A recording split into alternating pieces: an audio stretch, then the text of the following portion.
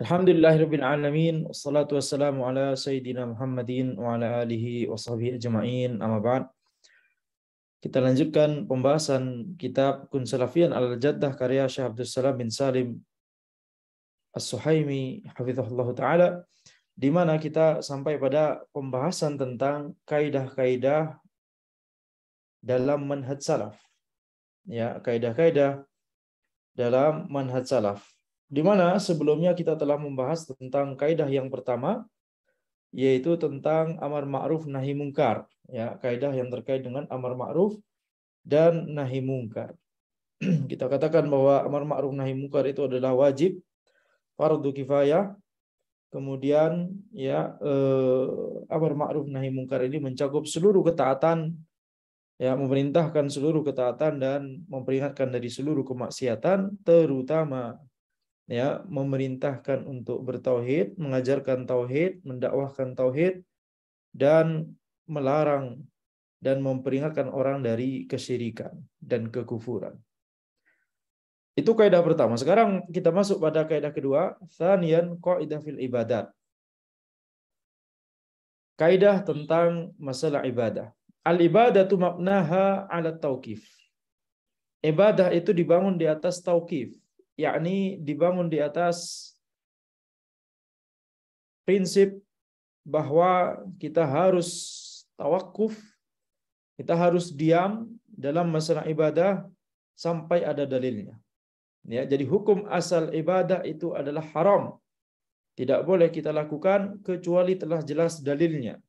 Baru setelah jelas dalilnya dari Al-Quran dan As-Sunnah, baru kita melakukan amalan ibadah tersebut. Itu makna dari tauqif, yakni tawakuf sampai ada dalil. Wallahu amara bittiba'ir Rasul sallallahu alaihi wasallam. Maka Allah memerintahkan untuk mengikuti Rasulullah sallallahu alaihi wasallam. Qala ta'ala, "Qul in kuntum tuhibbunallaha fattabi'uni yuhibbukumullahu wa yaghfir lakum dzunubakum." Katakanlah wahai Muhammad, jika engkau itu mencintai Allah, jika kalian itu mencintai Allah, maka ikutilah aku, maka Allah akan mencintai kalian. Wa yaghfir lakum dzunubakum, dan Allah akan mengampuni dosa-dosa kalian. Ya, wa qala ta'ala, wa may yuti'illaha wa rasulahu yudkhilhu jannatin tajri min tahtiha al-anhar khalidina fiha. Ya. Di sini kita lihat wa may yuti'illaha wa rasulahu. Wa may yuti'illaha wa rasulahu, barang siapa yang menaati Allah dan Rasulnya, yudkhilhu jannat. Maka ini kalimat syarat, ya. Barang siapa yang menaati Allah dan Rasulnya, maka Allah akan memasukkan dia kepada atau ke dalam surga, ke dalam jannatin tajri min tahtihal anhar, ke dalam taman-taman yang mengalir di bawahnya sungai-sungai. Yani di taman tersebut ada sungai yang mengalir di situ, ya. Khalidina fiha, kekal di dalam taman-taman tersebut, yakni surga yang dimaksud. Wa dzalikal fawzul azim, inilah, ya, kemenangan yang besar, inilah kesuksesan yang besar. Wa fi sahihain an Umar bin Khattab radhiyallahu anhu annahu qabbala al-hajar al-aswad, al-hajar al-aswad. Ya, di Sahih Bukhari dan Sahih Muslim diriwayatkan bahwa Umar bin Khattab radhiyallahu anhu, bahwa beliau mencium batu hajar aswad, wa qala inni la'alamu annaka hajarun la tadur wa la tanfa' walaula anni ra'aitu Rasulullah sallallahu alaihi wasallam qabbalaka ma qabbaltuk. Ya, sesungguhnya aku mengetahui bahwa engkau itu adalah sebuah batu yang tidak bisa memberikan madarat ataupun tidak bisa memberikan manfaat. Seandainya aku tidak melihat Rasulullah sallallahu alaihi wasallam menciummu, maka sungguh aku tidak akan menciummu. Ya, ini berarti menunjukkan bahwa ini adalah memang perkara, ya, ketaatan kepada Rasul sallallahu alaihi wasallam. Ya, jadi karena itu dilakukan oleh Rasulullah sallallahu alaihi wasallam, maka itu kemudian dilakukan oleh kita, ya. Itu adalah prinsip yang harus kita pegang, ya, dalam masalah din. Waqad taqaddama qaulu ba'dis salaf. Telah berlalu perkataan sebagian ulama terdahulu, ittabi'u wa la tabtadi'u faqad kufitum, ya. Ikutilah Rasulullah sallallahu alaihi wasallam dan janganlah berbuat bid'ah, faqad kufitum, karena kalian itu telah dicukupi. Yakni ini adalah sama maknanya dengan firman Allah Subhanahu wa taala, "Al-yauma akmaltu lakum dinakum." Ya. Al-yauma akmaltu lakum dinakum. Pada hari ini aku telah sempurnakan bagimu agamamu. Jadi agama ini telah sempurna. Semuanya telah dicukupi. Semua yang kita butuhkan. Ya, terkait dengan masalah halal haram, terkait dengan masalah apa yang diridhoi dan yang diingkari oleh Allah Subhanahu wa taala, atau yang sesuatu yang membuat Allah ridha dan sesuatu yang membuat Allah murka. Pengetahuan tentang itu telah dijelaskan semuanya secara lengkap di syariat Al-Qur'an dan As-Sunnah, ya. Maka kita telah dicukupi, ya. Ini telah mencukupi kita semua. Tidak perlu kemudian ditambah-tambahi atau tidak perlu dikurang-kurangi. Itu dalam masalah din. Semuanya telah sempurna, telah selesai. Ya, kalau dalam masalah dunia maka silakan. Silakan untuk berkreasi dan berinovasi, ya, selama itu tidak menyelisihi syariat Allah Subhanahu wa taala, maka ya tidak masalah. Kama taqaddama anna min syarti qabulil amali tajridal mutaba'ati lirrasul sallallahu alaihi wasallam. Ya. Sebagaimana yang telah berlalu pembahasannya bahwa di antara syarat diterimanya sebuah amalan itu adalah harus benar-benar memurnikan, ya, mutaba'ah kepada Rasul, memurnikan ittiba' kepada Rasulullah sallallahu alaihi wasallam. Baik, di sini kita lihat, ya, di sini kita lihat ini kita katakan ini adalah kaidah dalam masalah ibadah, akan tapi sebenarnya ini juga bisa diterapkan, ya, beberapa prinsip ini seperti wala tabtadi'u, jangan mengada-ngadakan sesuatu yang baru dalam perkara agama. Ini bisa juga mencakup hal-hal lain, ya, walaupun tidak terkait dengan ibadah. Selama itu masih terkait dengan perkara agama, ya, selama itu masih terkait dengan perkara agama. Jadi sebenarnya ini bisa diterapkan ke perkara-perkara lain selain ibadah. Ya, seperti misalkan dalam masalah muamalat nambahin syarat baru begitu, ya. Jual beli itu sah kalau ditambahin syarat baru, nggak boleh juga. Ya. Atau dikurang-kurangi gitu, ya. Di antara syarat jual beli itu sah dan halal adalah, ya, tidak boleh riba. Nah, apa kriteria sesuatu transaksi menjadi riba? Dikurang-kurangi. Maka ini juga adalah merupakan, ya, perbuatan bid'ah. Jadi ketika itu merupakan bagian dari yang disyaratkan oleh Allah, yang ditetapkan oleh syariat, maka itu, ya, tidak boleh kita ibtida', tidak boleh kita berbuat bid'ah, tapi kita harus ittiba'. Walaupun itu bukan perkara ibadah. Tapi yang dimaksud oleh para ulama ketika membatasi kaidah ini terhadap perkara ibadah, ya, karena misalkan di perkara muamalat kita bisa membuat transaksi, bentuk transaksi baru bisa saja. Ya, dulunya pakai dinar dirham, sekarang pakai, ya, uang elektronik begitu, ya. Nah, tinggal dipelajari apakah penggunaan uang elektronik tersebut memenuhi syarat yang telah ditetapkan oleh syariat atau tidak. Kalau memenuhi maka khalas, ya, tidak masalah. Jadi bentuk muamalahnya baru. Ini adalah inovasi baru. Ini adalah sesuatu yang baru yang tidak ada di zaman Nabi Muhammad SAW, uang elektronik. Maka ini tidak masalah. Ya, ini tidak masuk dalam prinsip tauqif di sini.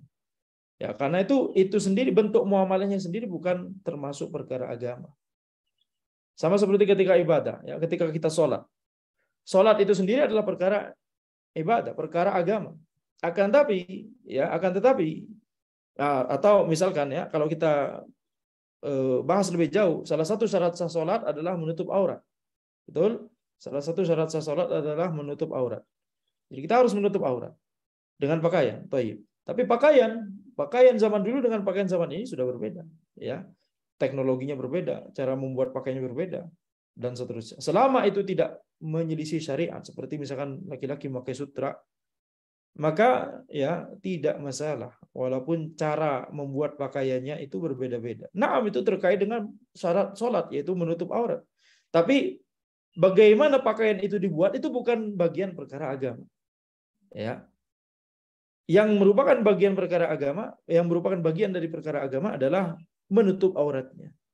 Tapi menutup aurat dengan pakaian yang dibuat dari teknologi seperti apa, dari metode seperti apa, dan bahan seperti apa, selama itu tidak disebutkan, tidak diharamkan oleh syariat seperti sutra bagi laki-laki, maka ini ya tidak masalah. Waqad taqaddama. Ini sudah ya.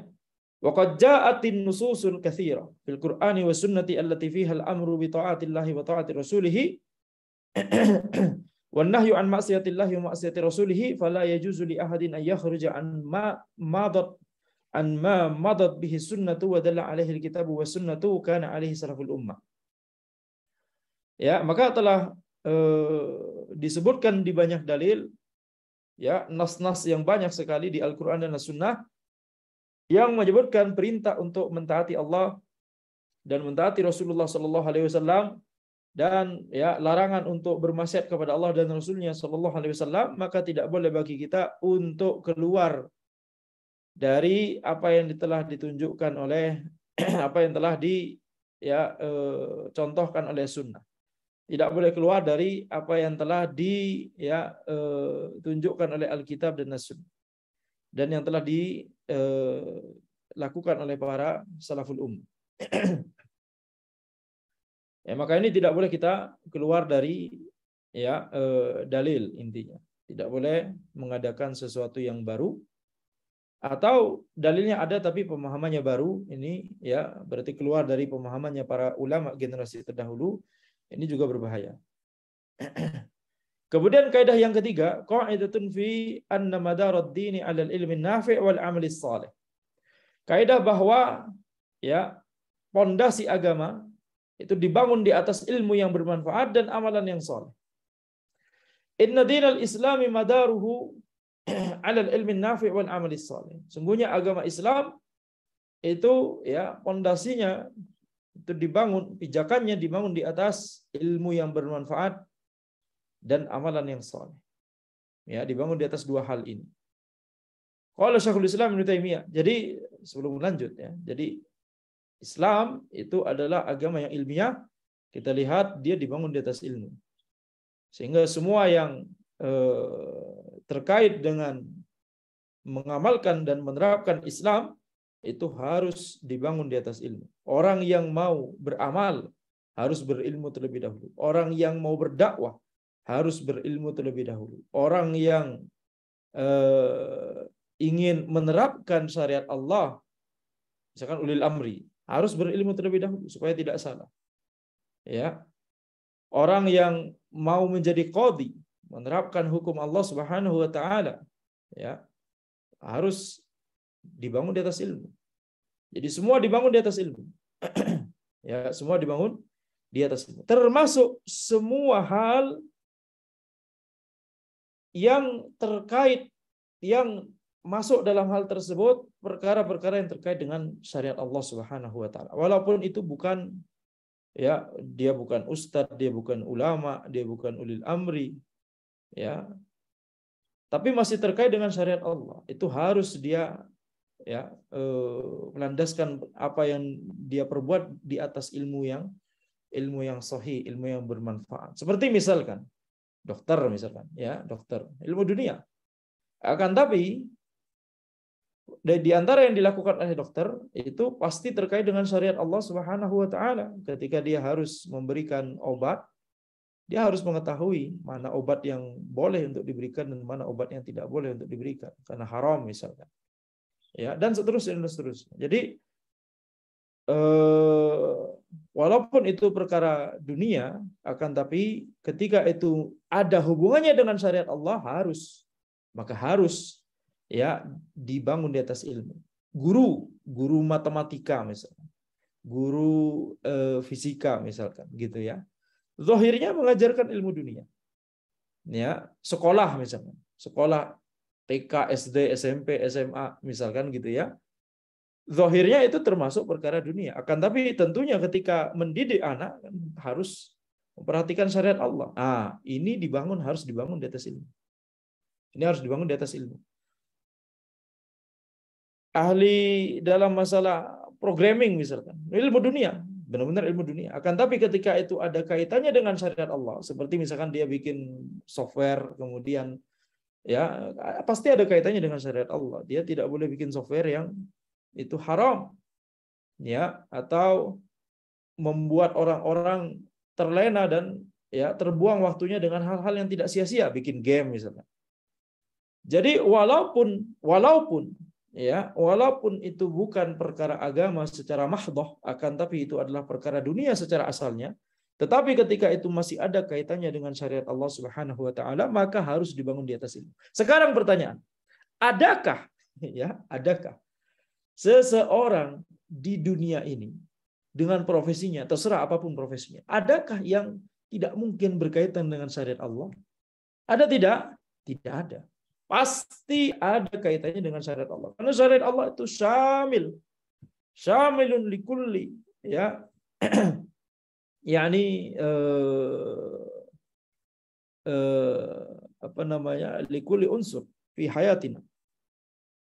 Mencakup semua aspek, mencakup semua, ya, yakni apa-apa yang dibutuhkan, ya, di kehidupan kita, atau apa-apa yang dilakukan di kehidupan kita. Sehingga kesimpulannya apa? Kesimpulannya adalah semua orang itu harus menimba ilmu syar'i. Tentunya kadarnya berbeda-beda, ya. Ada yang puas hanya dengan untuk menjadi orang awam, khalas, maka dia mau belajar ilmunya ya sedikit saja yang sesuai dengan yang memang dia butuhkan di kehidupan sehari-harinya. Tapi kalau orang yang memiliki himmah yang tinggi, maka tentunya ya Islam bisa mengakomodasi orang-orang yang himmahnya tinggi seperti ini. Ilmu Islam luas sekali. Walaupun seseorang menghabiskan semua waktunya di hidupnya untuk mempelajari ilmu Islam, tidak akan ada habis-habisnya dan tidak akan bisa dikuasai semua. Ya, tidak akan bisa dikuasai semua. Akan tapi ya, apakah bisa dia mempelajari ilmu Islam sehingga dia bisa selamat dunia akhirat? Bisa. Kalau pertanyaan seperti ini bisa. Tapi kalau untuk menjadi ahli, ya, ahlinya ahli, intinya inti. Ya, Syekhul Masyayikh. Alimul ulama, Doktor Dakatirah. Ustadzul Asatidzah. Di seluruh bidang-bidang ilmu nggak akan bisa. Tidak akan bisa, ya. Tidak akan bisa. Maka di sini kita lihat itu tentang ilmu yang bermanfaat. Adapun amalan yang soleh, maka setelah seseorang berilmu, maka wajib bagi dia untuk mengamalkan. Ya, wajib bagi dia untuk mengamalkan. Jadi ini benar-benar, ya, merupakan rantai kewajiban yang bersambung satu sama lain. Ketika orang itu hidup, sekedar dia hidup saja dan punya akal, yakni bisa berpikir, yakni mukallaf, akil baligh, wajib dia untuk berilmu syar'i sesuai dengan kadarnya masing-masing, sesuai dengan kebutuhan dan sesuai dengan himmah dia, sesuai dengan semangat dia semangat atau tidak. Tapi dia harus wajib untuk menuntut ilmu syar'i, ya. Nah, sekarang setelah dia menuntut ilmu syar'i, wajib bagi dia untuk amalkan, wajib bagi dia untuk mengamalkan. Baik. Dan ini juga orang bertingkat-tingkat. Ada yang mengamalkan hanya yang wajib-wajibnya saja, ada yang juga himmahnya tinggi. Baik. Setelah dia berilmu dan mengamalkan, wajib bagi dia untuk mendakwahkan. Dan mendakwahkan ini maksudnya adalah menyebarkan ilmu tersebut, menyebarkan kebaikan tersebut, menyebarkan kemaslahatan tersebut.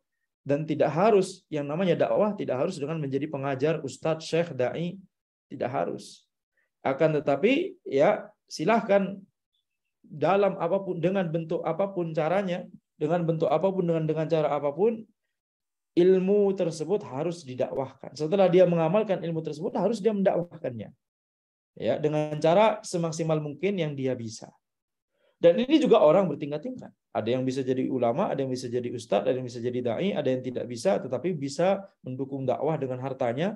Ada yang tidak bisa mendukung dakwah dengan hartanya, akan tapi bisa mendukung dakwah dengan tenaganya, dan seterusnya. Ya, dan seterusnya. Sehingga ini kita katakan ini rantai kewajiban yang sambung menyambung satu sama lain, tidak bisa dipisahkan satu sama lain. Sekali orang tersebut hidup, ya, sekali orang tersebut jadi mukallaf, wajib dia berilmu syar'i. Setelah dia berilmu syar'i, wajib dia untuk mengamalkan. Setelah dia mengamalkan ilmu, wajib dia untuk mendakwahkan.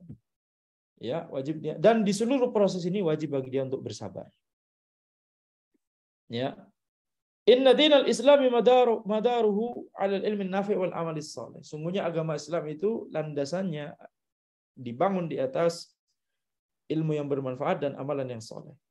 Qala Syekhul Islam Ibnu Taimiyah rahimahullah taala was-salahu munhasirun fi naw'ain fil ilmi nafi' wal amalis salih. Wa qad ba'atha Allahu Muhammadan sallallahu alaihi wasallam bi afdali dzalika wa huwal huda wa dinul haq liyudhhirahu 'ala ad-din kulli. Ya, maka as-salah kebaikan munhasirun fi nau'ain, ya. Kebaikan dan kemaslahatan itu terbatasi hanya pada dua hal saja. Al-ilmin nafi' wal amalis salih. Ilmu yang bermanfaat dan amalan yang saleh. Maksudnya apa terbatas ini? Maksudnya adalah tidak bisa cuma salah satunya. Ilmu yang bermanfaat saja tapi tidak diamalkan. Atau amalan yang bermanfaat tapi tidak dibangun di atas ilmu. Ini juga tidak boleh. Seseorang melakukan suatu amalan, bayar zakat misalkan, ya, tapi dia tidak menuntut ilmunya terlebih dahulu. Tapi ternyata dia bayar zakatnya, jumlahnya itu ternyata pas sesuai dengan yang memang harus dia bayarkan misalkan. Tapi dia membangun amalannya ini tidak dibangun di atas ilmu. Apa hukumnya? Tetap berdosa. Ya, tetap berdosa. Kenapa? Karena ya dia membangun amalannya tidak di atas ilmu. Kemudian kalau misalkan dua-duanya tercukupi, terpenuhi, maka khalas, sholat telah terwujud. Tidak perlu ada tambahan-tambahan lain. Itu yang namanya terbatasi di sini. Jadi terbatasi pada dua hal, yakni dua hal tersebut harus terpenuhi dan cukup dua hal ini terpenuhi, ya, tidak perlu hal ketiga dan yang lain-lain. Ya. Jadi waqad ba'atsallahu Muhammadan sallallahu alaihi wasallam bi afdali dzalik. Allah Subhanahu wa taala telah mengutus Nabi Muhammad sallallahu alaihi wasallam dengan ya yang paling afdal dari ilmu dan amal. Taib. Kalau kita misalkan melihat syariat-syariat terdahulu, kalau kita melihat syariat-syariat para nabi dan rasul terdahulu, apakah syariat tersebut ya itu juga mencakup ilmu dan amal, ilmu yang bermanfaat dan amalan yang soleh? Nah, juga mencakup hal tersebut. Akan tapi Allah Subhanahu wa taala ya menurunkan wahyu kepada Nabi Muhammad sallallahu alaihi wasallam dengan ilmu yang bermanfaat dan amalan yang soleh yang paling afdal daripada ilmu yang bermanfaat dan amalan yang soleh di syariat-syariat sebelumnya. Jadi ilmu yang bermanfaat dan amalan yang soleh yang ada di syariat Nabi Muhammad sallallahu alaihi wasallam itu paling afdal, paling utama, paling mulia dibandingkan dengan ilmu yang bermanfaat dan amalan yang soleh yang ada di syariat-syariat terdahulu.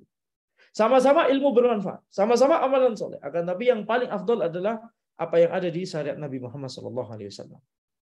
Baik. Wa huwal huda wa dinul haq.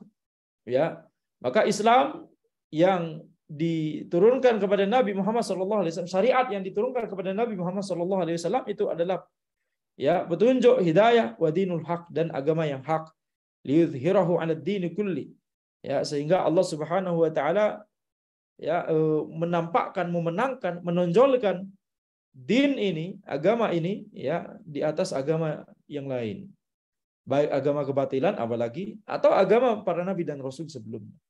Fal huda al ilmu, ya, al ilmu nafi'. Maka yang dimaksud dengan huda di sini adalah ilmu yang bermanfaat. Wa dinul haq al amalus salih. Sedangkan din yang hak itu maksudnya adalah amalan saleh. Taib. Maka di sini kita lihat jadi itu tafsiran dari al-huda wa dinul haq, ya. Al-huda itu adalah al-ilmu nafi', al-ilmu nafi', sedangkan dinul haq adalah al-amalus salih. Wa qala rahimahullah, perkataan Syekhul Islam Ibnu Taimiyah juga rahimahullah, ahlus sunnati wal jamaatu ahlus sunnati wal jamaatu al-muttabi'ina lis-salafi al-muttabi'ina lis-salafi salih la yatakallamuna fi syai'in min ad-din illa taba'an lima ja'a bihi Rasul sallallahu alaihi wasallam ittiba'an lil kitabi was sunnah. Maka ahlus sunnah wal jamaah itu ya yang mengikuti para as-salafus salih, mereka tidak berbicara dalam suatu tentang agama kecuali dalam rangka mengikuti Rasulullah sallallahu alaihi wasallam, kecuali dalam rangka mengikuti Al-Quran dan As-Sunnah. Jadi tidak mengada-ngadakan sendiri. Wa amma ahlul bid'ah, adapun ahlul bid'ah, fala ya'tamiduna 'alal kitabi was sunnati wa athari salafis salih. Adapun ahlul bid'ah maka mereka tidak berlandaskan pada Al-Qur'an, As-Sunnah dan riwayat para as-salafus salih. Wa inna ma ya'tamiduna 'alal aqli wal lughati wal falsafah. Akan tetapi mereka itu berlandaskan pada ya akal, bahasa dan falsafah. Ya. Akal, bahasa dan falsafah. Yakni mereka menggunakan akal mereka untuk memahami dalil dan Al-Qur'an dan As-Sunnah. Tetapi kemudian kalau itu bertentangan dengan akal mereka, maka yang dikedepankan adalah akal mereka. Ya, itu perbedaan antara Ahlus Sunnah dengan Ahlul Bidah. Adapun Ahlus Sunnah maka menggunakan akal juga untuk memahami Al-Qur'an dan As-Sunnah. Dan ketika ada yang tampak bertentangan dengan akal, ada dalil yang tampak bertentangan dengan akal, maka Ahlus Sunnah akan tawakuf, akan bertanya kepada yang lebih berilmu apa maksud dari apa pemahaman yang benar dari ayat atau hadis tersebut. Karena Ahlus Sunnah meyakini bahwa tidak mungkin bertentangan antara dalil yang sahih dengan akal yang lurus. Kemudian rabi'an qaidah in nadar al mafasid muqaddamun ala jalbil masalih. Kaidah sesungguhnya ini kaidah baru ya, berarti kaidah yang keempat, yaitu in nadar al mafasid muqaddamun ala jalbil masalih. Mencegah keburukan atau kemadharatan itu lebih dikedepankan, lebih diutamakan daripada membawa kemaslahatan, jalbil masalih. Wa dalilu li hadhil qaidah. Dalil terhadap kaidah ini adalah yang pertama, wala tasubbul ladzina yad'una min dunillah fa yasubbullaha adwan bighairi ilm. Fa yasubbullaha adwan bighairi ilm. Ya, janganlah kalian itu mencela orang-orang atau mencela sesembahan-sesembahan selain Allah yang disembah oleh mereka. Sehingga mereka itu akan mencela Allah, balik mencela Allah, adwan bi ghairi ilm, dalam rangka permusuhan tanpa ilmu.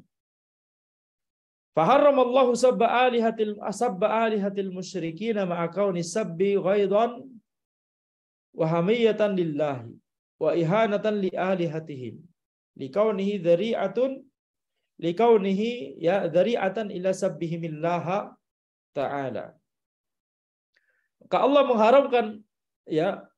mengharamkan kita untuk mencela tuhan-tuhannya orang-orang musyrik, sesembahan-sesembahannya kaum musyrikin, padahal celaan ini adalah bentuk dari pembelaan kepada Allah Subhanahu wa taala, bentuk pembelaan kepada Allah dan kepada syariat Allah, kecemburuan terhadap agama.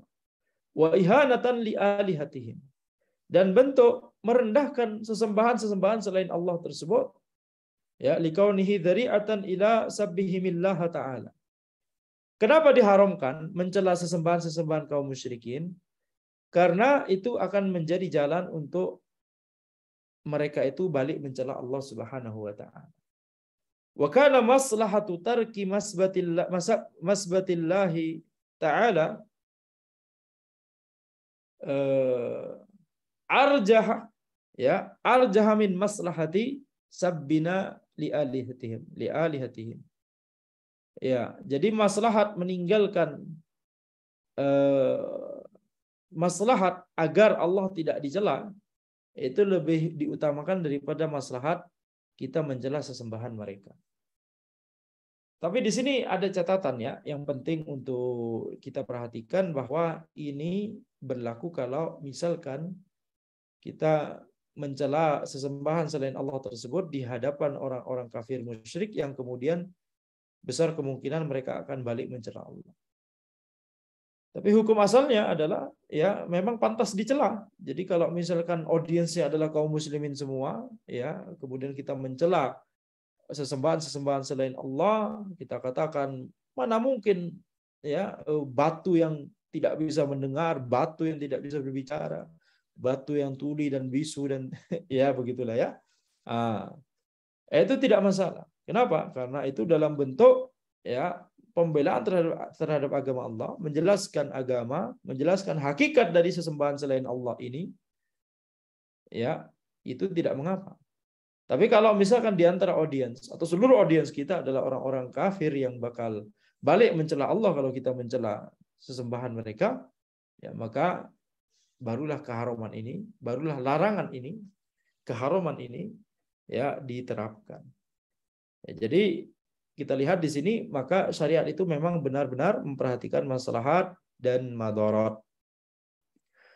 Kemudian dalil yang kedua, wajah fi hadits Aisyah radhiyallahu anha anna Nabiy sallallahu alaihi wasallam qaal, disebutkan di hadis Aisyah radhiyallahu anha bahwa Nabi Muhammad sallallahu alaihi wasallam bersabda, "Ya Aisyah, laula anna qaumaka haditsu ahdin bi jahiliyatin la amartu bil baiti fahudim. Fa adkhaltu fihi ma ukhrija minhu wa alzaqtuhu bil ardi." Al-hadits muttafaqun alaih. Wahai Aisyah, kalau seandainya kaummu itu, laula anna qaumaki, ini qaumaki ya, ini berkata kepada Aisyah, ya Aisyah, laula anna qaumaki haditsu ahdin bi jahiliyatin lamartu bil baiti fahudim. Wahai Aisyah, seandainya kaummu itu tidaklah, yakni bukanlah merupakan orang-orang yang baru saja masuk Islam, haditsu ahdin bi jahiliyah, yakni sudah masuk Islam tapi masih dekat dengan kejahiliahan, yakni baru masuk Islam.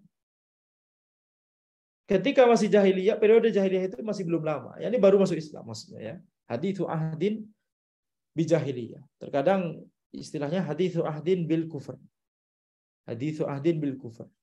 Atau haditsu ahdin bil Islam, ya, itu sama-sama maknanya, yakni haditsu ahdin bil Islam, yakni maksudnya adalah baru masuk Islam gitu ya. Nah, Allah alam, maknanya juga baru masuk Islam. Haditsu ahdin bil jahiliyah, nah ini jelas maknanya adalah baru saja meninggalkan perkara jahiliyah, ini baru masuk Islam. Wahai Aisyah, seandainya kaummu itu bukan merupakan orang-orang yang baru masuk Islam, maka sungguh aku akan memerintahkan untuk Ka'bah ini dihancurkan dan aku masukkan apa-apa yang telah dikeluarkan darinya, karena ada area Ka'bah yang itu tidak dibangun begitu ya, di Hijr Ismail ya, intinya di situ. Jadi itu Nabi Muhammad SAW ingin membangunnya. Fa'adkhaltu fihi ma akhraja minhu ma ukhrija minhu wa alzaqtuhu bil ard.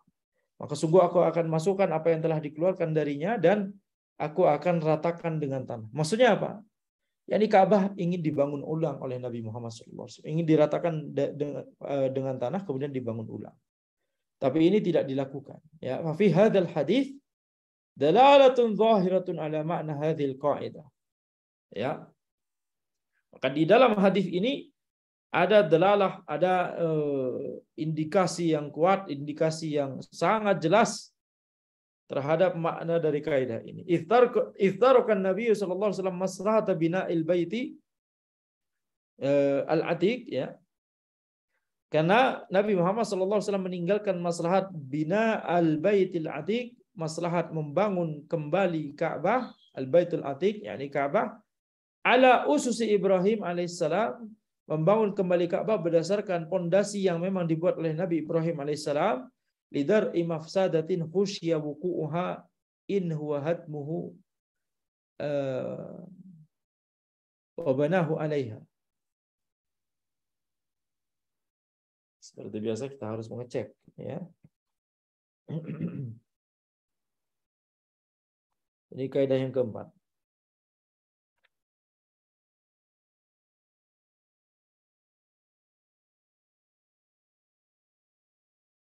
Nah, maka Nabi Muhammad SAW meninggalkan maslahat membangun Al-Baitul Atiq, yakni Ka'bah, ala usus Ibrahim alaihissalam, di atas pondasi Nabi Ibrahim alaihissalam, untuk ya lidar imafsadatin khusya wuku'uha, untuk mencegah mafsadat, madarat yang dikhawatirkan akan terjadi, in huwa hadamahu wa banahu alaiha. Kalau beliau sallallahu alaihi wasallam menghancurkan Ka'bah kemudian membangunnya kembali di atas pondasi Nabi Ibrahim alaihissalam tersebut.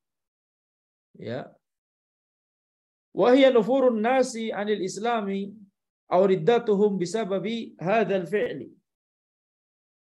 Ya, yaitu apa mafsadat yang dimaksud? Yaitu keluar dari agama. Yani orang-orang keluar dari agama. Nufurun nasi anil Islam. Orang-orang akan keluar dari Islam. Auriddatuhum, atau mereka riddah, yani murtad. Maksudnya keluar dari yani murtad. Bisa bihadzal fi'li, karena adanya perbuatan ini. Yani Ka'bah dihancurkan. Orang-orang akan mulai berdesas-desus, wah, ya Muhammad menghancurkan Ka'bah. Mereka akan berkata demikian. Dan orang itu akan mudah untuk digoreng dan menjadi viral. Ya. Faqaddama Nabi sallallahu alaihi wasallam dar'a hadhil mafsadati ala jalbi tilkal maslahati. Maka Nabi Muhammad sallallahu alaihi wasallam mengedepankan ya agar mafsadat ini, agar madarat ini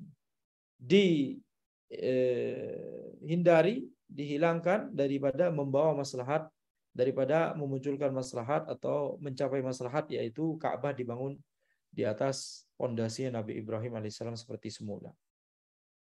Kemudian dalil yang ketiga adalah inna nabiyya sallallahu alaihi wasallam kana ya yakufu an qatlil munafikin ma kaunihi maslahatan lialla yakuna dzari'atan ila tanfirin nas wa qawlihi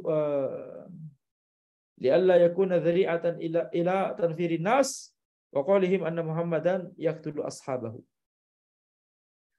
Wa Nabi Muhammad sallallahu alaihi wasallam itu tidak membunuh orang-orang munafik, walaupun Nabi Muhammad sallallahu alaihi wasallam mengetahui siapa saja yang munafik di antara para sahabat, di antara orang-orang yang tinggal bersama para sahabat, begitu ya, yang tinggal di antara para sahabat. Maka ini maslahatan, padahal membunuh orang-orang munafik itu maslahat. Ya, ini musuh dalam selimut. Ya, duri dalam daging. Jadi membunuh mereka adalah maslahat. Karena rahasia bisa bocor atau mereka bisa berkhianat, pura-pura mempengaruhi kaum muslimin yang lain yang tidak tahu bahwa mereka adalah orang-orang munafik. Li'alla yakuna dzari'atan ila tanfidina, supaya ya jadi kaum munafikin tidak dibunuh dalam rangka agar ini tidak menjadi jalan agar yakni sehingga manusia itu keluar dari Islam, ya, dan agar orang-orang itu tidak mengatakan bahwa Nabi Muhammad SAW membunuh sahabatnya sendiri. Karena orang-orang tidak mengetahui bahwa itu adalah orang munafik. Secara zahir orang ini adalah orang yang menjalankan syariat Allah, akan tapi sebenarnya dia menyembunyikan kekufurannya. Itulah definisi orang munafik. Taib, maka itu yang apa namanya yang penting di sini ya. Sebelum kita lanjut, ya, karena ini juga pembahasannya panjang ya, dalil keempat.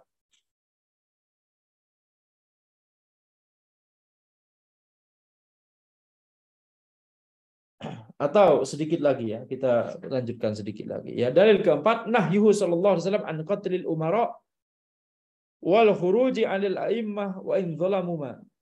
Ya, wa in zalamu ma aqamus shalah. Jadi ma di sini harusnya nggak ada koma ya. Wa in zalamu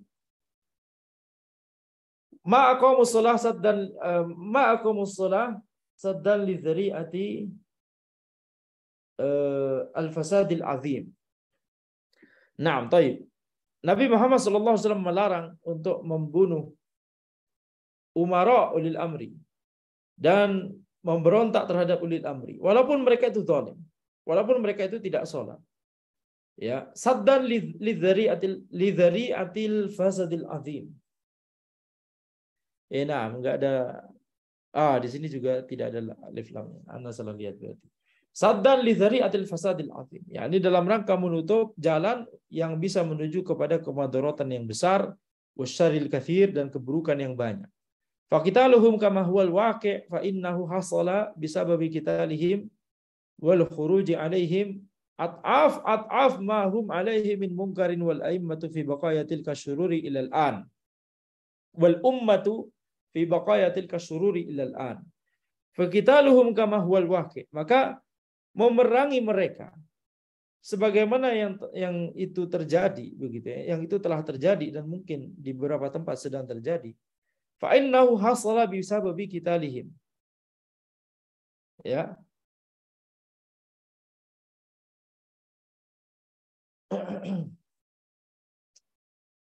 Nah, Ini Anda mendeteksi ada. Jadi faqitaluhum kama huwa al-waqi fa innahu hasal. Ini tidak ada. Ini tidak ada di sini. Di cetakan lain tidak ada. Jadi saddan lidza. Jadi Nabi Muhammad SAW melarang kita untuk membunuh ulil amri dan memberontak terhadap ulil amri walaupun mereka zalim dan tidak menegakkan sholat dalam rangka menutup jalan yang bisa mengarahkan kepada keburukan, kemadharatan yang besar dan keburukan yang banyak. Langsung ke sini. Fa innahu hasala. Langsung ke sini. Fa innahu hasala. Ya, maka keburukan yang besar dan kemadharatan yang besar dan keburukan yang banyak ini terjadi karena sebab memerangi mereka dan memberontak terhadap mereka. Ya. Justru kita lihat sesungguhnya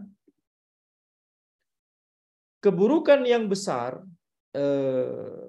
dan yakni orang ketika melihat ketika memiliki ulil amri yang zalim, ya, ketika memiliki ulil amri yang yakni tidak berbuat adil atau bahkan zalim atau bahkan jahat atau bahkan keji begitu ya, maka orang-orang itu akan menganggap ini adalah keburukan. Naam, benar itu keburukan. Akan tetapi ada keburukan yang lebih besar dari itu. Ada keburukan ya dan kemadharatan yang lebih besar dari memiliki pemimpin yang zalim. Yaitu apa? Yaitu keburukan dan kemadharatan yang terjadi setelah orang-orang di negeri tersebut ya memberontak terhadap pemimpin yang zalim tersebut. Justru keburukan dan kemadharatan yang terjadi setelah pemberontakan itu justru lebih besar daripada keburukan dan kemadharatan yang terjadi sebelum pemberontakan. Orang-orang yang melakukan pemberontakan bisa jadi niatnya bagus begitu ya, tetapi caranya salah. Mereka tidak sadar bahwa mereka menginginkan kebaikan dan kemaslahatan, mereka menginginkan perbaikan kondisi umat di negerinya, akan tapi justru yang mereka akan dapatkan nanti, yang mereka akan raih nanti justru adalah kemadharatan dan keburukan yang lebih besar. Fa innahu hasala bisababi qitalihim wal khuruji alaihim at'af ma hum alaihi min munkarin. Maka sesungguhnya madarat dan keburukan yang terjadi setelah orang-orang itu memerangi dan memberontak terhadap ulil amri, sesungguhnya keburukan dan kemadaratannya itu jauh berlipat-lipat ganda daripada kemungkaran yang terjadi yang ada sebelumnya. Kemadaratan dan keburukan yang ada sebelumnya. Setelah pemberontakan justru lebih banyak.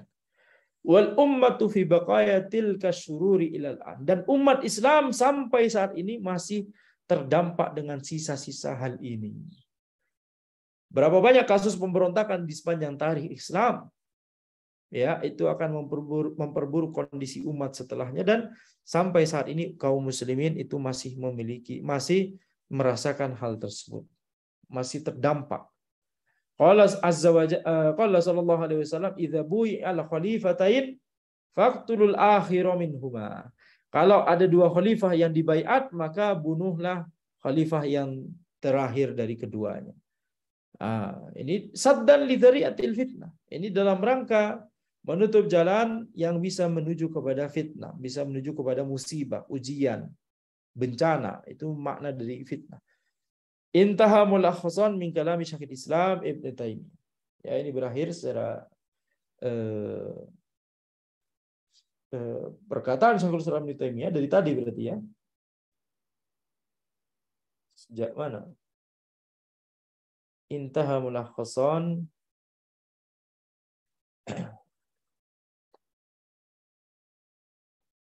sejak kapan perkataan Syekhul Islam Ibn Taimiyah dinukil oleh beliau? Intaha mulakhasan na'am min kalami Syekhul Islam Ibn Taimiyah. Kalau perkataan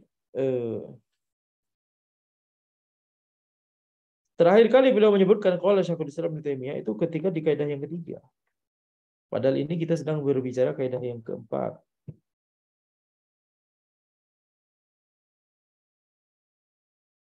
Ya, kita sedang berbicara kaidah yang keempat.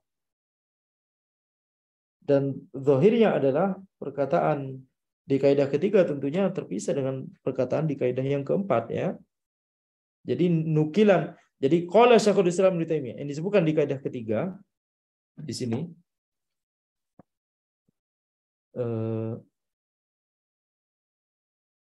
ini dia qala Syekhul Islam Ibnu Taimiyah, kemudian sampai sini, kemudian wa qala rahimahullah sampai sini. Di kaidah keempat tidak sama sekali beliau menyebutkan qala Syekhul Islam Ibnu Taimiyah. Allahu a'lam. Atau memang ini harus dicek ya.